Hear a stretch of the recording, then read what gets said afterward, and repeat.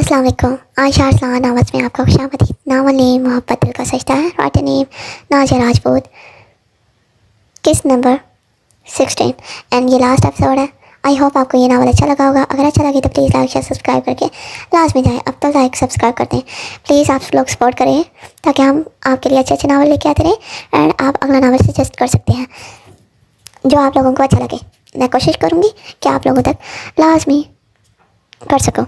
यज़ान और नमल कर आ चुके थे। नमल ने यज़ान को इसी लड़की के बारे में भी बता दिया था जो इसे पार्टी में मिली थी, जिसकी नेक पे टी का मार्क था, मतलब टी से दिलावर खान ही था। नमल काफ़ी उलझी हुई थी, दिखाई दे रही थी। वो यज़ान से भी पूछने का इरादा रखती थी कि आखिर दिलावर खान है कौन। नमल वाइट कलर की सिल्क की नाइटी पहनी जो कि फुल थी, अपने हाथों पर ड्रेसिंग के सामने बैठी लोशन लगा रही थी जब यज़ान वॉशरूम से फ्रेश होकर निकला था। बिना टी शर्ट के ब्लैक ट्राउजर में इसका कसरते जिस्म नुमाया हो रहा था। नमल ने एक नज़र इसकी कसरते जिस्म में नुमाया हो रहा था इसकी जानब देखा था कि बिना टी शर्ट के इसको देखते इसका चेहरा लाल हुआ था।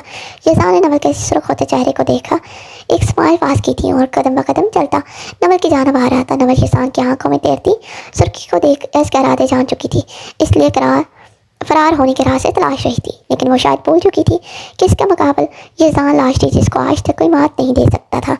इसके निकलने से पहले ही इसकी कमर में हाथ डालते वो इसे अपने जानब खींच चुका था। तुम्हें पता है कि तुम मुझसे फरार नहीं पा सकती, तो कोशिश क्यों करती हो? यज़ान ने इसकी कान की लोगों का दांतों तले दबाए बाहरी गंभीर लहजे में कहा था कि नमल का दिल 120 की रफ्तार पकड़ने लगा था। नहीं नहीं, तो मैं क्यों ऐसा करूँगी? नमल के लड़खड़ाते लहजे को महसूस करते यज़ान गहरा मुस्कुराया था। वैसे ड्रेस चेंज करने की इतनी भी जल्दी क्या थी? तुम्हें जानती हो आज रात भी तुम्हें राहत नहीं मिलेगी। यज़ान ने इसकी गर्दन पे शिद्दत से लब रखते कहा था कि नाइटी में नमल का रहनाइयाँ बढ़ता वजूद इसे अपनी जानब मुतवज्जा कर रही थी। नहीं यज़ान प्लीज़, आज नहीं। आप हर रोज़ अपनी मनमानी करते हैं यार, मैं थक। इससे पहले कि नमल मजीद कुछ बोलती यज़ान इसकी सांसों पे अपना तसल्लुत जमा गया था। आहिस्ता आहिस्ता इस कदम शिद्दत इख्तियार करता जा रहा था। नमल ने यज़ान के सीने पर अपने हाथों से दबाव डालते इसे पीछे करना चाहता, लेकिन बेसुध वो बिना इसकी मज़ाहमत की परवाह किए इसकी सांसों में अपनी सांसें डेल रहा था। आखिरकार इसकी उखड़ती सांसों को महसूस करके वो पीछे हटा था। आज़ादी मिलने पर नमल खींच खींच के सांस लेती यज़ान को फिर अपनी जानब मुतवज्जा कर गई थी कि वो एक मरतबा फिर से इसकी सांसों को पीने लगा था। यूं ही इसे गोद में उठाए वो इसकी सांसों के पीछे इसने एहतियात से इसे बेड पर लटाया था और कुछ देर की तवक्का के बाद इसे आज़ादी बख्शी थी। नमल का चेहरा सुर्खनार हो चुका था। लरसती पलकें, गुलाबी गाल, दूधिया रंगत और सुर्ख होंठ जो यज़ान की बेबाकियों के सबब मज़ीद लाल हो गए थे। देखते यज़ान की जज्बात में जैसी आग ही लग चुकी थी। इससे पहले कि यज़ान फिर से कोई गुस्ताखी करता नमल के सवाल पर वो ठहरता था। यज़ान, दिलावर खान कौन है? आखिर है कौन? और मैंने जब इस लड़की का आपको बताया जिसकी नेक पर टी मार्क था तो जवाब क्यों नहीं दिया? आपके पास्ट में ऐसा क्या हुआ था कि आपको औरतों से नफरत हो गई? नमल के पूछने में यज़ान ने एक गहरा सांस भरा था और फिर कहना शुरू किया था। नमल, जब मैं 20 साल का था तब मेरे बाबा मामा की अक्सर लड़ाई होती रहती थी। मेरे बाबा इमरान लाशरी एक कामयाब सियासतदान थे। पहले मैं बाबा का गलत समझता था कि वो हर वक्त अपनी सियासत में मसरूफ़ रहते थे। हम तीनों बहन भाइयों के लिए इनके पास वक्त नहीं था। आयशा और मेरे अलावा भी हमारी एक बहन थी जायशा। अब वो इस दुनिया में नहीं है और पता है इसका कातिल कौन है? दिलावर खान। मेरी बहन का रेप करके इसको जान से मार डाला इस हरामजादे ने। सॉरी अल्लाह। यज़ान के कहे गए अल्फाज सुन नमल का वजूद तो झटकों के सदमे था। फिर क्या हुआ यज़ान? और ये दिलावर खान का आखिर ताल्लुक़ क्या था आप लोगों के ख़ानदान से? मैं हमेशा से बाबा को गलत समझता था कि इनके पास हमारे लिए वक्त नहीं, लेकिन एक रोज़ मैं अपनी आँखों से अपनी माँ समीरा लाशरी को दिलावर खान के साथ ऐसी शर्मनाक हालात में देखा कि मेरी तो रूह ही पनाह हो गई। वो मेरे बाबा को धोखा दे रही थी, बगावत कर रही थी इनके साथ नवल। सोचो एक 20 साल के लड़के पे क्या बीती होगी जब इसने अपनी माँ को ऐसे हालत में देख लिया हो। मेरे बाबा की सच्ची मोहब्बत की उन्होंने कदर नहीं की। बाबा को वो दोनों मिलकर स्लो पॉइजन देते रहे और मैं बदनसीब इस बात से अनजान रहा। फिर एक रोज़ बाबा ने मुझे बुलाकर प्रॉपर्टी के पेपर्स मुझे थमाए कि दिलावर खान तो चाहता था कि बाबा की तमाम प्रॉपर्टी वो हथिया ले, लेकिन बाबा इस बात से वाकिफ थे, इसलिए उन्होंने पहले ही तमाम प्रॉपर्टी मेरे नाम कर दी थी। और वो औरत जिसको मैं कभी माँ समझता था इन्हें इनकी ख्वाहिश पर आज़ाद कर दिया। बाबा ने मुझे प्रॉपर्टी के पेपर्स मुझे थमाए और मुझे जायशा और आयशा का ख्याल और अपना ख्याल रखने की तलकीन की। और फिर इसी रात मेरे सर पर मेरे बाबा का साया उठ गया। दिलावर को पता चल चुका था कि बाबा ने तमाम प्रॉपर्टी मेरे नाम कर दी है, इसलिए इसने बदला लेने की खातिर ना सिर्फ मेरे बाबा की जान ली बल्कि आज आयशा को भी अपनी हौबस का निशाना बनाया। जब जब मैंने सारी बात अपनी माँ को बताई तो बजाय मेरा यकीन करने की उन्होंने मुझे बहुत मारा और घर छोड़कर चली गई। वो दिलावर के दिए फ्लैट में ही रहाइश पसीर थी। दिलावर खान ने इन्हें भी धोखा दिया। ये सदमा वो बर्दाश्त न कर सकी और हार्ट अटैक के बायस इनका भी इंतकाल हो गया। मेरे माँ बाप मेरी बहन को मारकर दिलावर खान अंडरग्राउंड हो गया, क्योंकि वो जानता था कि पापा के बाद मैंने सियासत में कदम रखना था और मेरे अताब से वो किसी सूरत नहीं बच सकता था। लिहाजा इस दौरान मैंने खुद पढ़ा, आयशा को पढ़ाया, सियासत में अपनी पहचान बनाई और दिलावर से बदला लेने का सोचा। वो लड़की जिसके नेक पे टी का मार्क था दिलावर के लिए काम करती थी। दिलावर की जब घटिया ख्वाहिश पूरी करने से इसने इनकार किया तब दिलावर ने इसे भी कत्ल कर दिया। वो मुझे जानती थी कि मैं बेगुनाह हूँ, इसलिए मरने से पहले बताया था इसने। और फिर वो जो मुझ पे रेप का इल्ज़ाम लगाया था वो भी इस दिलावर ने कराया था। वो चाहता था मैं किसी तरह सियासत छोड़ दूँ और मेरा अहदा वो संभाले। और आज तुम्हारे सामने इसको इसके तमाम तर गुनाहों की सज़ा मिल चुकी है और इसे उम्र कैद की सज़ा सुना दी गई है। आज मेरे बाबा और मेरी बहन की रूह को भी सुकून मिल गया होगा। यज़ान ने कहते एक गहरा सांस भरा था, जबकि आंखों से 2 आंसू बह निकले थे। नमल का अपना चेहरा आंसू से तर था। वो सोच नहीं सकती थी कि इसका यज़ान अपने अंदर इतनी दर्द छुपाए बैठा है। वो यकदमी इसके गले जा लगी थी, जबकि यज़ान ने भी इसके गर्द अपना हज़ार बांधा था। यज़ान, अब कभी भी खुद को अकेला मत समझिएगा, मैं हमेशा आपके साथ हूँ। यज़ान, आई एम सो सॉरी, मैंने आपको कितना गलत समझा। आप तो इंसान की सूरत में फरिश्ता हैं। नमल ने यज़ान के करीब होते इसके माथे पर लब रखे थे कि यज़ान के रगों पे सुकून की एक लहर दौड़ गई थी। आयशा अलमीरा को सुलाकर इसे बेबी कॉट में लिटाते ड्रेसिंग के सामने आ खड़ी हुई थी। आज इसने रॉयल ब्लू कलर का ओपन शर्ट वाला फ्रॉक पहन रखा था जिसके पाँव से कुछ ऊपर था। साथ इसके हमरंग तंग पजामा पहने, वो बालों को खुला छोड़े, होंठों पे रेड कलर की लिपस्टिक लगाए, हिन्नी जैसी आंखों में काजल डाले, मस्कारे से बोतल पलके, कानों में ब्लू और वाइट कलर के डायमंड के छोटे टॉप्स पहने नज़र लग जाने की हद तक खूबसूरत लग रही थी। वो ड्रेसिंग के सामने खड़ी टॉप्स की उतारने में मसरूफ़ थी। जब भी खुद पर किसी की पुरतपशनेस ने महसूस कर पलटी तो सामने अरगलान को कमरे में पाया जो दीवार से टेक लगाए इस पर गहरी नजरें जमाए हुए था। आप यहाँ क्या कर रहे हैं?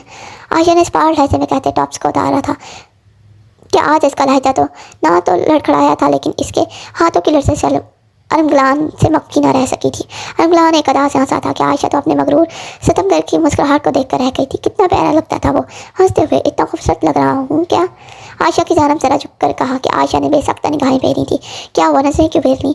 तुम्हारा ही हूँ, जब चाहो जैसे चाहो देख सकती हो, अरगलान ने जज्बात से बोझल आवाज़ में कहा था। तो आयशा की रीढ़ की हड्डी में सनसनाहट हुई। दिल की धड़कनों ने जैसे शोर मचाया था। आपसे कुछ पूछा है? लगता है आपके यहाँ सवाल के जवाब देने का रवाज नहीं। आयशा ने तनसिया मुस्कुराते कहा था कि अरगलान भी मुस्कुरा दिया। इसकी मुस्कुराहट देख वो हैरान हुई थी। ये तो वो पुराना अरगलान था ही नहीं जिसमें गरूर था, घमंड था। वो तो कोई सादा सा इंसान लगा था इसे, लेकिन जल्द ही इस सोच को झटकती व पलटती और वो कलाइयों में पहनी चूड़ियाँ और ब्रेसलेट आने लगी थी। मैं अपनी प्रिंसेस से मिलने आया हूँ। दिल चाह रहा था इसे देखने का। वो चुपकर अलमीरा का नाजुक सफ़ेद गुलाबी गलों पे लब रखते बोला था, और अपनी एक आदत बीवी से भी। आयशा इसकी बात सुनकर पलटी और अरगलान को शर्जबाज निगाहों से घूरा था।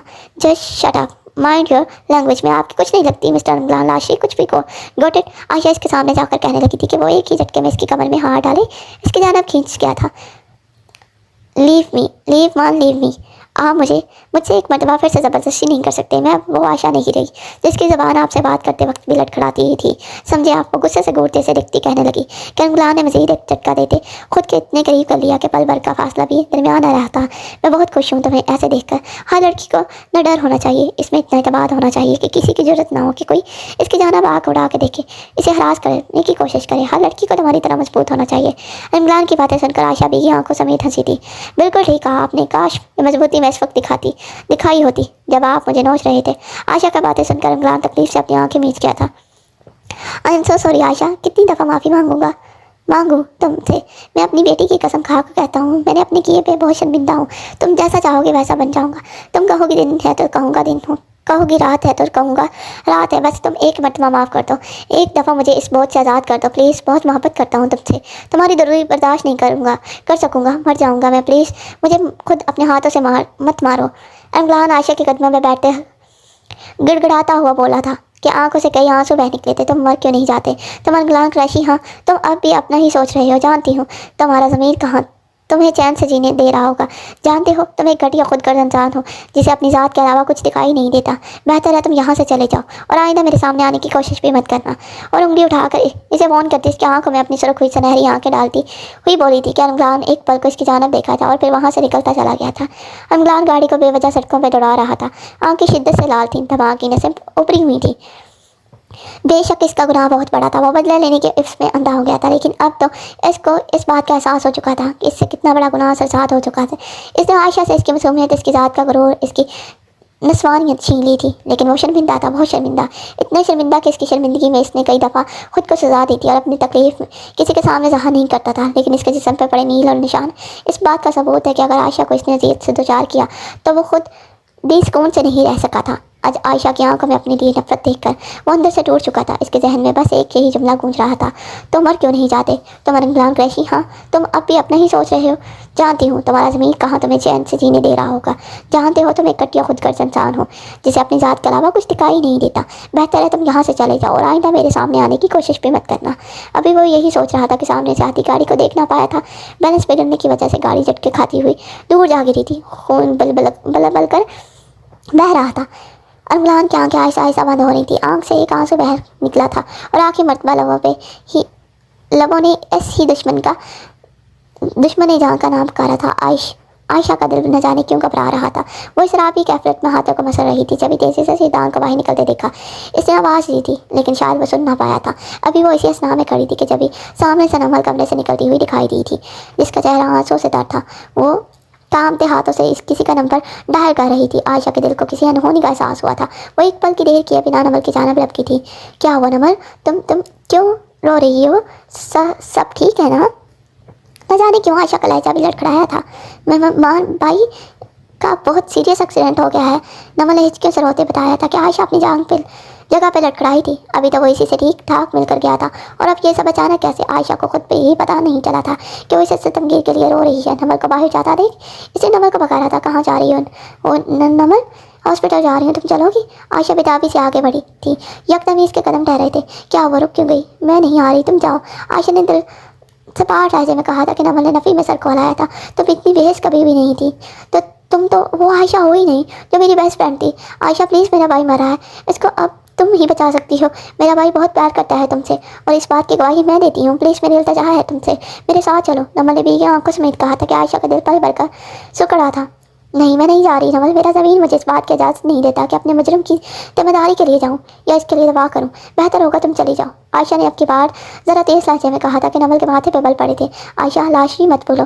जो तुम्हारा मुजरिम है ना, वही तुम्हारा बेटी का बाप भी है। सारी ज़िंदगी तुमने बिना माँ बाप के गुजारी है और अब तुम ये चाहती हो कि अलमीरा भी सारी ज़िंदगी बिना बाप के गुजारे। ये दीमों वाली ज़िंदगी दुनिया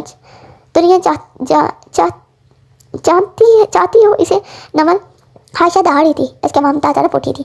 वो सोच भी नहीं सकती थी कि जैसी ज़िंदगी इसने गुजारी है बिना माँ बाप के, इसकी बेटी भी वैसी ही ज़िंदगी गुजारे।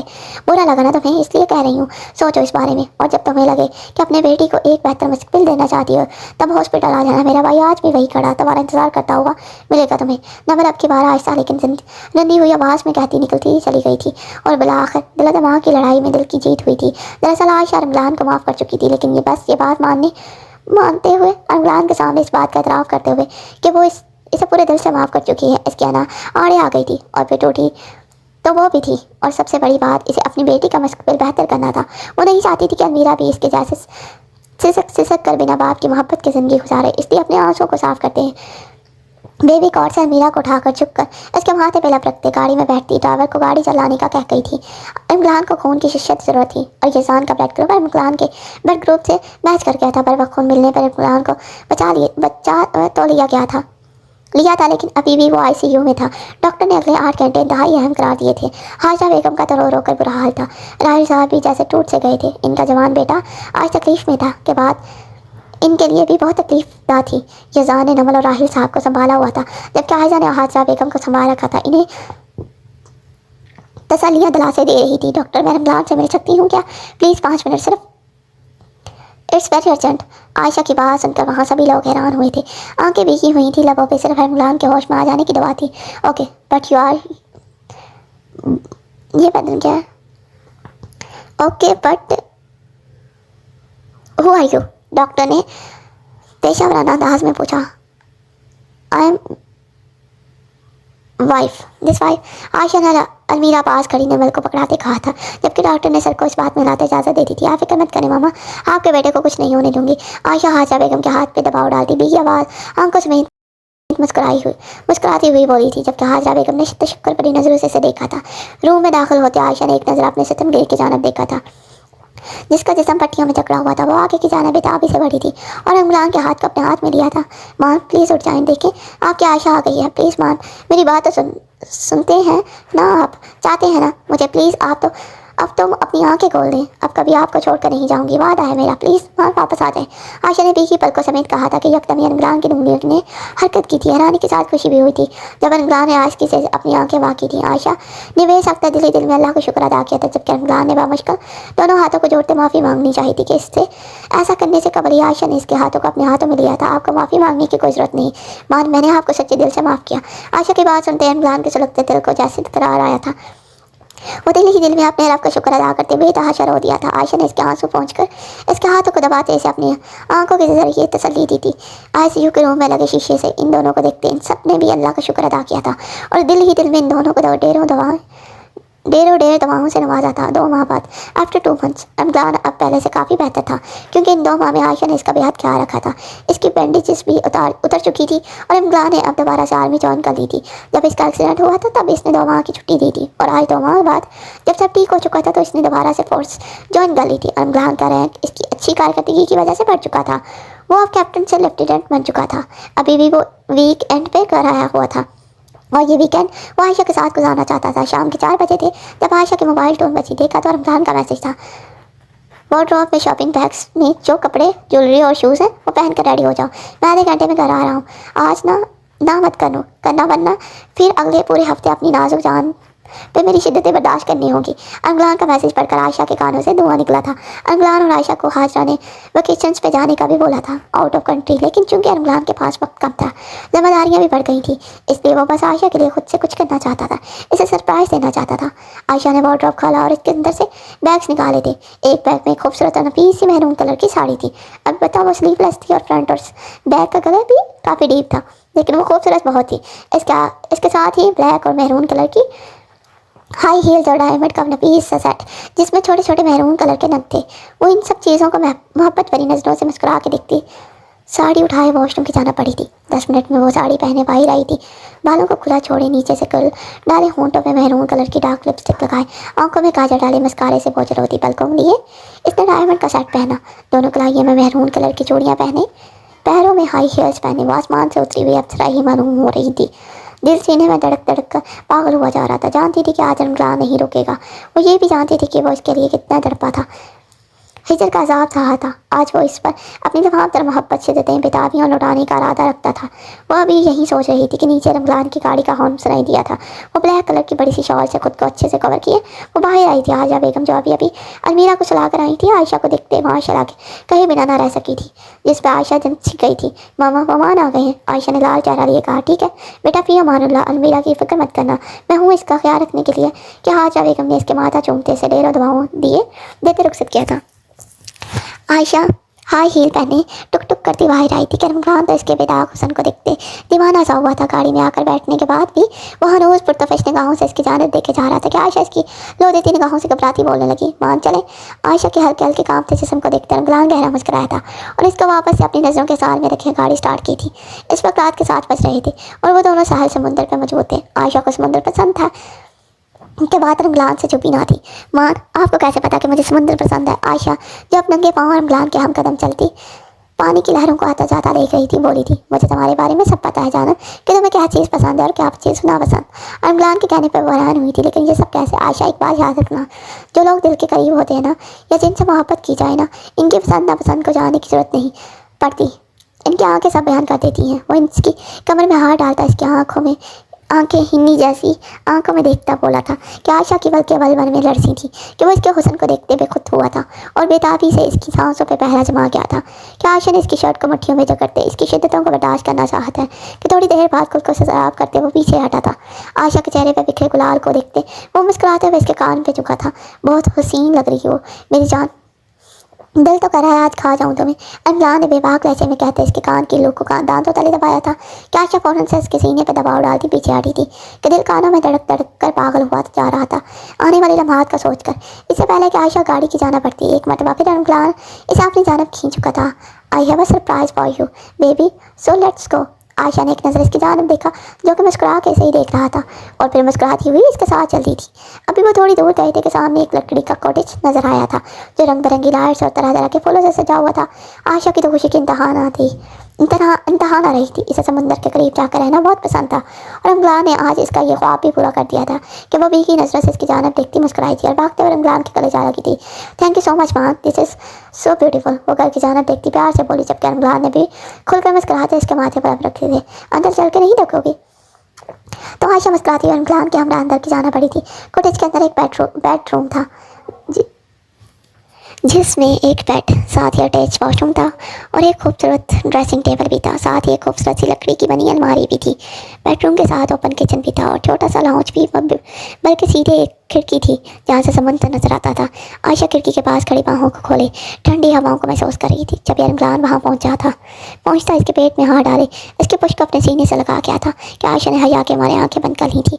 रमजान ने इसकी साड़ी की बंदी नाजुक डोरियों को एक ही झटके में खोलते इसकी कमर पे जा बजा अपना लम्स छोड़ना शुरू किया कि आयशा इसके लम्स किताब ना लाती हुई एक ही झटके में अपना रुख इसकी जानिब मोड़ गई थी कि रमजान ने मदहोश होते इसकी गर्दन में अपना चेहरा छुपाते वहाँ अपने सुलगते रब रखे थे।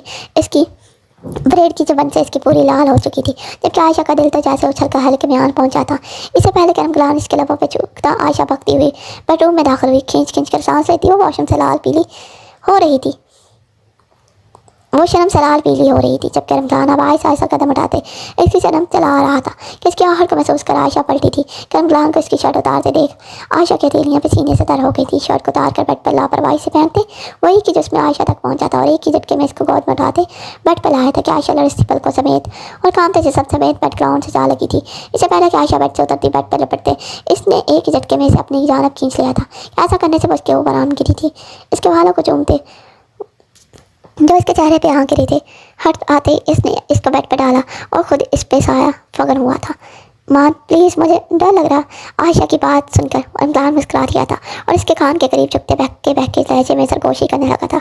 आज की रात अपने तमाम डर सारी वहशतें मुझे सौंप दो, आई प्रॉमिस, फिर तुम्हें कभी डर नहीं लगेगा। इसके गाल को चुमते कहा था, इजाज़त है। आज रमजान ने इसे इजाज़त लेकर इसे मज़ीद मोतबर बना दिया था। इसने पलकों की जलमन गहराई थी, गोया जैसे इजाज़त दी थी। रमजान सरशार सा होता इसके नक्श नक्श पे अपनी मोहब्बत के फूल खिलाने लगा था। जहाँ तो तब निकली रमजान के लबों कलम्स इसे अपने दिल के मकाम पर महसूस हुआ था कि वो इसकी पलकों पर ठहरी आंसू को अपने लबों से चुनते इसे अपने संग मोहब्बतों के जहां में ले गया था। पलक झपकते ही 2 साल गुजर चुके थे और रमजान और आयशा अपनी बेटी अलमीरा के हमरा बहुत खुश थे। नमल का ऑपरेशन करवा लिया गया था और ऑपरेशन कामयाब भी हुआ था। नमल और यहसान भी अपनी अपनी ज़िंदगियों में अपनी 1 साला बेटे अरशमान के साथ बेहद खुश थे। आयशा के ट्रिपल्स हुए थे, यानी कि जुड़वा बेटे और एक बेटी थे। बेटा नुमान और आलियान तो हूबहू अरहम की कॉपी थे, अलबत्ता बेटी अरीशा हूबहू आयशा की कॉपी थी। इन गुजरे 2 सालों में अरहम की बेगुनाही आयशा पे साबित हो चुकी थी। 1 साल पहले जूली लुटी हुई हालत में आयशा के पास आई थी और आकर इसके सामने तमाम तर सच्चाई बयान की थी। आयशा की तो यही सोच कर जहाँ निकली जा रही थी कि पता नहीं अरहम इसे माफ़ करेगा भी नहीं। अल्लाह बेहतरीन इंसाफ करने वाला है। आयशा को बर्बाद करने के बाद जूली खुद भी सुकून से न रही थी। इसका बिजनेस, इसकी प्रॉपर्टी, सभी कुछ इसके बॉयफ्रेंड ने हत्या लिया था और सिर्फ इतना ही नहीं, इसकी इज्जत को गुदार करते हुए इसके पेट में पलते बच्चे को भी अपनी औलाद मानने से इनकार कर दिया था। इन गुजरे 2 सालों में आयशा ने पल पल अरहम को शाद किया था, लेकिन इसके सामने जाने की हिम्मत न हुई थी। लेकिन ये ज़ाल और डबल इसे बार बार कह चुके थे कि अरहम इससे मोहब्बत करता है, वो इसे ज़रूर माफ़ कर देगा। वो एक बार कोशिश करके तो देखे, और अब की बार इसने भी ठान ली थी कि अरहम को बनाकर अपने साथ वापस ले आएगी कि इसके बिना इसके जीने का कोई मकसद नहीं बचता था। अब के जब वो दूर था तो आयशा को अपनी बेइंतहा मोहब्बत का इदराक हुआ था जो वो अरहम से करने लगी थी। इसकी मोहब्बत तो अब लहू बनकर इसकी रगों में दौड़ने लगी थी। यज़ान ने बहुत मुश्किल से अरहम का ड्रेस ब्लू करके आयशा को दिया था कि अरहम ना ही किसी से बात करना चाहता था, ना ही किसी से मिलना। आयशा बच्चों के हमरा लंदन के सफ़र पर निकल पड़ी थी। आयशा धड़कते दिल के साथ इस आलीशान महल में दाखिल हुई थी। अरीशा को गोद में उठाए इसने अरशमान आलियान का हाथ पकड़ा हुआ था। वहाँ मौजूद मेज बहुत स्टाइलिश थी। आयशा बेदर्दी से अपने लब कुचल रही थी। इसे समझ नहीं आया कि इतने बड़े महल में अरहम को कहाँ ढूंढे। अभी वो इसी रिश्ता में खड़ी थी कि सामने से एक लड़की जिसने घुटनों तक आता ब्लैक टॉप पहन रखा था आती हुई दिखाई दी थी। हेलो मैम, आप कौन है? किससे मिलना है आपको? मेड के पूछने पर आयशा फ़ौरन गोया हुई, मुझे अरहम खान अंसारी से मिलना है। ओके, बट अब है कौन और क्यों मिलना चाहती है? मेड के सवाल पर आयशा का गुस्सा ओत कर आया था। मेरा नहीं ख्याल कि एक बीवी को इससे शोहर से मिलने के लिए किसी की इजाज़त की ज़रूरत है। आयशा की बात सुनते मेड भी घबरा गई थी। I am so sorry ma'am, आप फर्स्ट फ्लोर पे जाके राइट साइड हो जाएं। फर्स्ट वाला रूम सर का ही है। मेड ने कहा था जबकि आयशा को सर को इस बात में हिलाती ऊपर की जाने पड़ गई थी। आयशा ने धड़कते दिल के साथ कमरे में बच्चों के हमरा कदम रखा था। कमरा था या कोई आलीशान महल, वो कमरे की खूबसूरती देख मसमराइज हुई थी। अरहम जो अभी अभी वाइट कलर की शर्ट और ब्राउन कलर की पैंट पहनकर बाहर निकला था, आयशा और इसके साथ 3 बच्चों को देख ठटक के रुका था। दोनों के दिल बैक वक्त तड़के थे। अरहम पहले से ज़्यादा हैंडसम हो गया था, अलबत्ता इसने दाढ़ी भी बढ़ा ली थी, लेकिन आयशा तो पहले से कई गुना हसीन तर हो गई थी। बाबा, नुमान और आलियान खिलखिलाए थे अरहम को देखकर, क्योंकि आयशा ने इन तीनों को ही अरहम के बारे में बताया था। इसकी पिक्चर्स भी दिखाती रहती थी। अरहम ने आंखों में बेइज्जती लिए नुमान और आलियान की जानब देखा, जो वो इसी की कॉपी थी। ये मेरे बेटे हैं। आंखों में उतरती नमी को वह मुश्किल पीछे धकेलते वो गोया हुआ, जबकि आयशा सर को इस बात में हिला गई थी। अरहम दौड़ के इन दोनों के करीब पहुंचा था और इनको अपने सीने में बींच लिया था। कुछ आंसू इसकी पलकों पे आ ठहरे थे। मेरे बच्चे, मेरी जान। वो इन दोनों को बेतहाशा चूम रहा था कि आयशा की आंखें भी नम हो गई थी। ये जज्बाती मंजर देखते नुमान और आलियान अब अरहम की सख्त गिरफ्त में किस्मसा रहे थे। इन दोनों को किस्मत साता देख अरहम ने प्यार से इन दोनों को अलग करते इन दोनों के माथे को चूमा था और फिर एक नज़र आयशा की गोद में मौजूद अपनी बेटी पे डाली थी, जो हूबहू आयशा की कॉपी थी। एक ही जिसमें इस तक पहुंचते वो अरीशा को अपनी गोद में उठा गया था। इसके नाजुक फूले हुए गालों को चूमते हुए इसको अपने सीने में बींच गया था। अरीशा इसकी सख्त गिरफ्त पे रोने लगी थी कि यकदम ही वो अपनी गिरफ्त ढीली करते इसके पुश को दबदबाने लगा था कि ऐसा करने से वो खामोश हो गई थी। यकायक अरहम ने खुद से कुछ फासले पे खड़ी आयशा पे नजर डाली, जो दीवाना वारिस की जानब देख रही थी। एक सर्द नजर इस पर डालता वो तीनों बच्चों को साथ लिए कमरे से निकलने लगा कि आयशा की रंधी हुई आवाज़ पे रुका था। प्लीज़ माफ़ करो अपनी जी को। आयशा की आवाज़ सुनकर वो तनसिया मुस्कुराया था और फिर सर्द लहजे में गोया हुआ था। मेरा रिश्ता सिर्फ अपने बच्चों से है, किसी और से नहीं। बेहतर है तुम वापस लौट जाओ। मैं अपने बच्चों का ख्याल खुद रख लूँगा और तुम्हें जल्द ही तलाक के पेपर्स मिल जाएंगे। अरहम की बात सुनकर आयशा अपनी जगह पर लड़खड़ाई थी। इससे पहले वो कुछ कहती अरहम बच्चों को लिए कमरे से निकल गया था, जबकि आयशा भी आवाज़ आंसू बहाने लगी थी। क्या अरहम इतनी नफरत करने लगा है मुझसे? मुझे छोड़ना चाहता है वो? नहीं, ऐसा नहीं हो सकता। मैं ऐसा होने नहीं दूंगी। अरहम सिर्फ मेरा है, सिर्फ मेरा। मैं कभी इसे खुद को छोड़ने नहीं दूंगी और जल्द ही इसको मना भी लूँगी। एक कसम से कहती वो वॉशरूम की जाना पड़ गई थी। रात के 9 बजे बच्चों को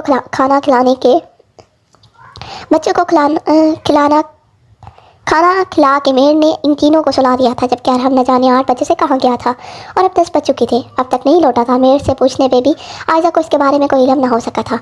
आयशा ने एक नज़र खुद पर डाली थी। वो अरहम का फेवरेट आतिशी गुलाबी रंग की खूबसूरत कलर की साड़ी में मलबूस थी, जो स्लीवलेस थी और इसका फ्रंट और बैक का गला भी काफ़ी गहरा था, जिससे इसके तमाम तर नशीब व फराज वाजिया हो रहे थे। आतिशी गुलाबी रंग की साड़ी पहने इसने बालों को खुला छोड़ा था, होंठों पे गहरी गुलाबी लिपस्टिक लगाए, आंखों में एक काजल की लकीर डाले, मस्कारे से बोझल पलके लिए, गले और कानों में डायमंड का नवीस सा सेट पहने, पाँव में पिंक कलर की हीरे चढ़ाई वो इतनी खूबसूरत लग रही थी जैसे आसमान से उतरी हुई कोई हूर हो। इतनी तैयारी सिर्फ और सिर्फ इसने अरहम को मनाने के लिए की थी।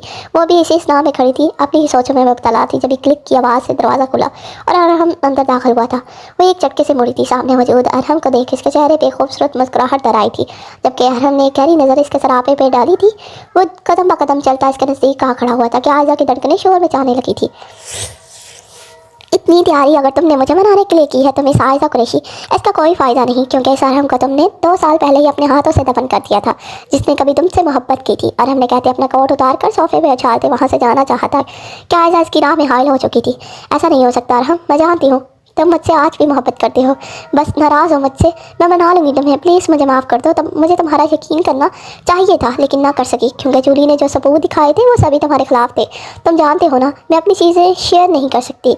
मैंने जब तुम्हें बिना शर्ट के जूली के बेडरूम में देखा तो मेरे सोचने समझने की सलाहियत मफलूज होकर रह गई थी। मैं इस सबसे आगे कुछ समझ ही ना सकी। प्लीज़ माफ़ कर दो, एक मौका दे दो। आयशा बावास रोती हुई इसके कदमों में जा बैठी थी कि अरहम ने सब सुर्ख होती अपनी आंखें मींची थी। यकायक इसको बालों से पकड़कर इसका चेहरा अपने सामने करते अरहम सख्त लहजे में गोया हुआ था। क्या तुम मेरी इस अज़ियत का हिसाब दे सकती हो जो मैंने गुजरे 2 सालों में बर्दाश्त की? मेरी वहशियत का हिसाब दे सकती हो? मेरी तड़प का हिसाब दे सकती हो? इस सज़ा का हिसाब दे सकती हो जो मैंने नाहक बिना कोई जुर्म किए काटी है? बोलो। जानती हूँ मैं पल पल तड़पा हूँ तुम्हारे लिए, तुम्हारी कुर्बत के लिए, तुम्हें महसूस करने के लिए, लेकिन तुम्हें रहम नहीं आया। तुम्हें मुझ पे रहम नहीं आया तो तुम्हें कैसे माफ़ कर दूँ? हाँ बोलो। और हम अब की बार दहाड़ा था कि आयशा बहते आंसू समेत खोया हुई थी। क्या तुम मेरी इस हसीयत का हिसाब दे सकती हो? ये तो वही है। I love you so much Arham, I can't live the without you, please मुझे माफ़ कर दें प्लीज़, मैं आपके और अपने बच्चों के बिना नहीं जी सकती। आयशा हिचकियों समेत रोती हुई बोली थी कि अरहम ने अब की बार आयशा की कमर में हाथ डालते इसे अपनी जानब खींचा था कि वो कटी डाली की मानद इसके सीने से आ लगी थी। एक शर्त में माफ़ करूँगा। कैसी शर्त?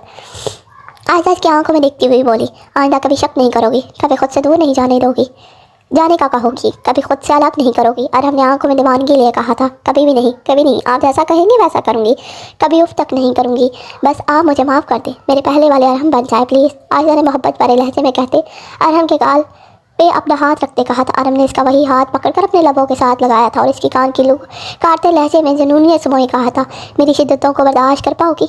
अरहम की सरगोशी सुन इसके पूरे जिस्म में सनसनाहट दौड़ गई थी।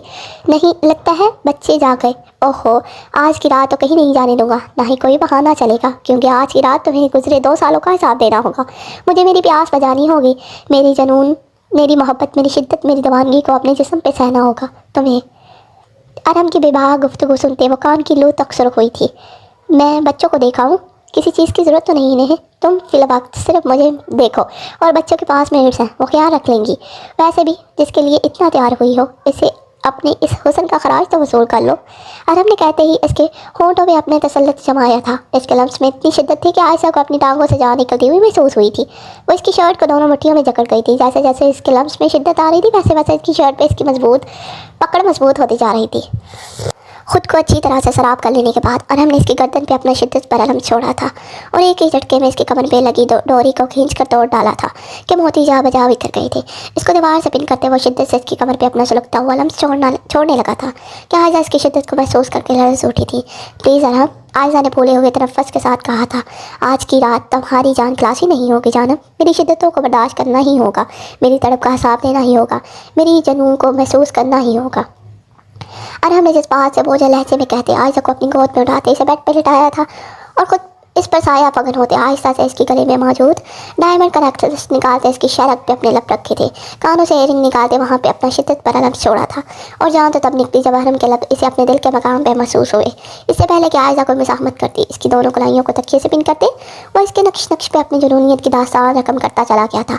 बिलाखिर गम के बादल जट गए थे, एक सुनहरी सुबह का सूरज तलू हो चुका था। अब इन सब की ज़िंदगियों में माँ सोहाई खुशियों के कुछ ना बचा था और अब बाहर आने वाला कल उन्होंने एक दूसरे की संगत में गुजारना था। 1 साल बाद, आफ्टर 1 ईयर, आयजान और नवल की शादी की एनिवर्सरी थी और आयजान फिर से भूल चुका था, लेकिन नवल को हमेशा की तरह आज भी याद था।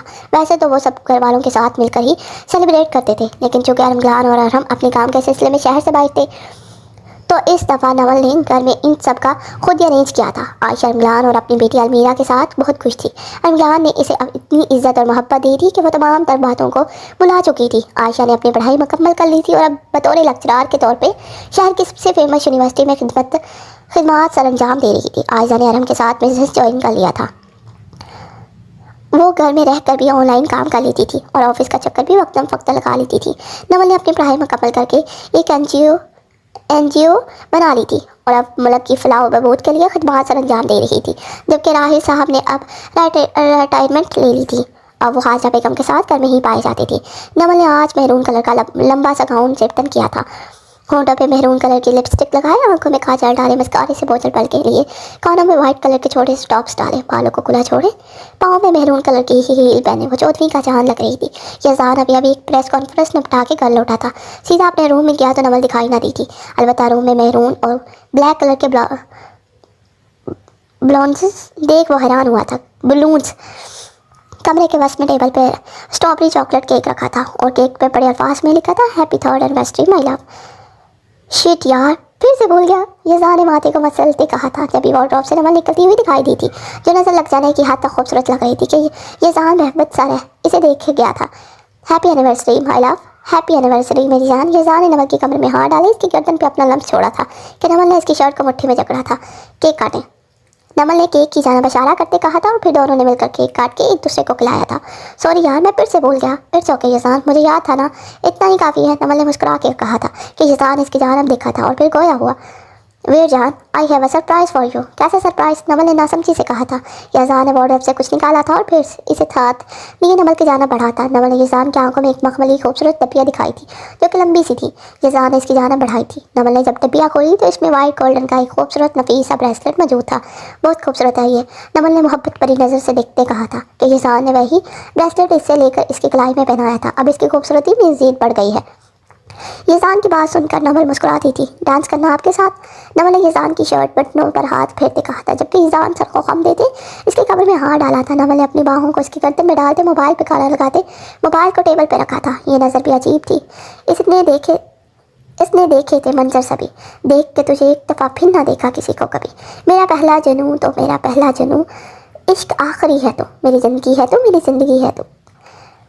गाने का एक एक बॉल नंबर और यजान के जज्बात की अक्कासी कर रहा था। कुछ न बिछड़ने के वास्ते ही तुझसे जुड़े हैं हाथ मेरे, साया भी मेरा, जहाँ ना साथ हो तो वहाँ भी तू रहना साथ मेरे। सच कहूँ तेरे नाम पे दिल धड़कता है या आज भी, देख के तुझे एक दफ़ा फिर ना देखा किसी को कभी। शाम है सुकून की चैन की घड़ी है तो मेरी ज़िंदगी है तो मेरी ज़िंदगी है तो। हाल ऐसा है मेरा आज भी, इश्क तेरा रात सारी जगाए मुझे, कोई मेरे सवा जो पास आए तेरे तो बेकरारी सताए मुझे। चलता है कि दिल मेरा और यारा, जितनी दफ़ा चांद देखती है तो मेरी ज़िंदगी है तो मेरी ज़िंदगी है तो। गाना ख़त्म हुआ तो जैसे इन दोनों का सहर टूटा था। यजान ने नवल के कान में अक्सर कोशिश की थी, जिसको सुनते इसके होंठों पे खूबसूरत मुस्कुराहट ने अहाता किया था। जानती हो तुम सरापाए मोहब्बत हो तुम ही ने मुझ जैसे पत्थर इंसान को मोहब्बत करना सिखाया, जीना सिखाया। और जानती हो मैं आज मानने पे मजबूर हो गया, वाकई मोहब्बत दिल का सजदा है। मोहब्बत ही वो वाहिश है कि जिसके आगे दिल सजदा करता है। यकायक यजान की नज़र नमल के मैरून लिपस्टिक से सजे लबों पे पड़ी तो हलक में कांटे से चुपने लगे थे। एक ही जिसमें इसकी कमर में हाथ डालते वो इस पर चुपता खुद को शराब करने लगा। इसके लफ्ज़ में छुपी शिद्दत जुनूनियत को महसूस कर नवल का सांस लेना दो बार होने लगा था। मज़ाहमत करने के बावजूद भी जब कोई फ़ायदा ना हुआ तो वह थक हार कर अपना आप यजान के सुपुर्द कर गई। और हमेशा की तरह यजान ने इसके वजूद को अपनी शिद्दत पर मोहब्बत के लपेट में ले लिया था। नवल टेरिस पे खड़ी गुजरे माह साल को सोचते में मगन थी जब यजान ने इसकी कमर में हाथ डालते इसकी पुष्ट को अपने सीने से लगाया था। इससे पहले कि यजान कुछ कहता आशमान भागता हुआ इनके पास आया था। मामा, अलमीरा को आज आना था हमारे यहाँ, तो वह आज क्यों नहीं आई? कल क्यों आएगी? आशमान ने चेहरे पे सर्द तासा सजाए और आंखों में जुनूनियत लिए सफसार किया था। बेटा, इसका कल कोई ग्रैंड टेस्ट है, आज वो इसी की तैयारी करेगी, इसलिए कल आ जाएगी। और वो आपकी बहनों जैसी है, आप भी बुलाया करें आप इसे। मॉम, क्या आप डैड की बहन हैं या बहनों जैसी हैं? आशमान ने जिस लहजे में कहा नवल हड़बड़ा गई थी जबकि यजान का छत पहाड़ कहकर गूंजा था। बहुत बदतमीज़ होते जा रहे हो आप आशमान, नवल ने सख्त लहजे में अपना आए कहा कि आशमान एक नज़र यजान को देखा, फिर नफ़ी में सर हिलाते वहाँ से निकल गया था। यजान, आपका बेटा बिगड़ गया है, मैं कह रही हूँ आपके लाड़ प्यार ने इसे बेकार कर रख दिया है। नवल, यार मुझे लगता है मेरा बेटा मुझसे ज़्यादा जुनूनी होगा अलमीरा के मामले में, यजान ने हंसते हुए कहा था। यजान, मत हंसे, आप इसे भी मना करें, उम्र क्या है इसकी अभी जो वो इस कदर पोजेसिव है अलमीरा के लिए को लेकर। वो तो मैं भी हूँ तुम्हें लेकर। यजान, मैं सीरियस हूँ, छोटा बच्चा है वो भी। अच्छा यार तुम मेरे परेशान मत हो, मैं अपने साले से बात कर लूँगा। कैसी बात? नवल हैरान हुई थी। भाई यही कि मेरे बेटे को इसका जनू सौंप दे, आप दोनों बाप बेटे नहीं सुधर सकते। नवल ने नफ़ी में सड़क को हिलाते वहाँ से जाना चाहा था कि यजान ने इसकी बाजू को पकड़कर अपनी जानब खींच लिया था और इसके कान में एक सरगोशी करते इसके चेहरे पे एक तमानियत भरी मुस्कुराहट बिखर गई थी। आई लव यू मोर, नवल ने जवाबन कहा था कि यजान इसकी पुष्ट को अपने सीने से लगाते इसके बालों को चूमा था और एक नज़र इसको मुस्कुरा कर देखते अपने सर इसके कंधे से टिकाया था। दूर उफ्क पे मौजूद चांद ने भी इनकी दायमी खुशियों की दवा की थी। ख़त्म शुद। लो जी, नावल तो अब ख़त्म हो गया। और आप लोगों का रिस्पॉन्स वैसे का वैसा ही है, ना आप लाइक करके जा रहे हैं, ना ही आप शेयर कर रहे हैं, ना ही सब्सक्राइब कर रहे हैं। प्लीज़ आप हमें सपोर्ट करें। एंड आप लोगों ने ये भी नहीं बताया कि आप लोगों को कोई और नावल कौन सा अच्छा लगता है जिसे मैं रीड कर सकूं, तो प्लीज़ आप लोग कुछ बोल लिया करें। Thank you so much.